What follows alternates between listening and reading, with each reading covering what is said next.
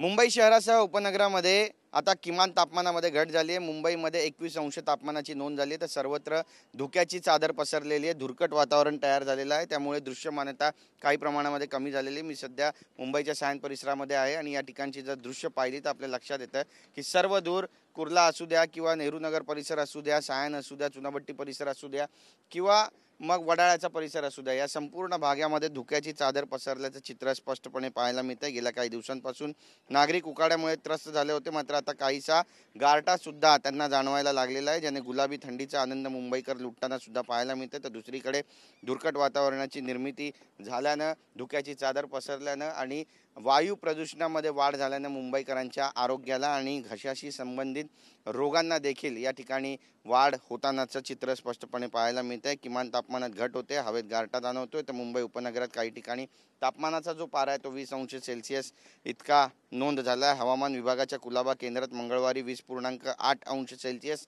तर सांताक्रूज केंद्रात 17 अंश सेल्सिअस किमान तापमानाची नोंद झाल्याची माहिती मिळते। आणि त्यामुळे काही दिवस अशाच पद्धतीनं मुंबईमध्ये हवेमध्ये जो गारठा आहे तो जाणवेल आणि त्यासोबतच मुंबईकरांनी आपल्या आरोग्याची देखील काळजी घ्यावी असं आवाहन महानगरपालिकेकडून करण्यात येतं। कॅमेरा पर्सन अमित शिगवणसह गिरीश गायकवाड, TV9 मराठी, मुंबई।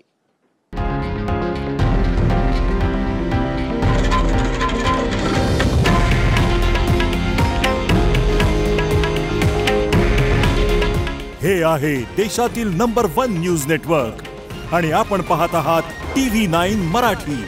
काळजी तुमची, हित महाराष्ट्राचं।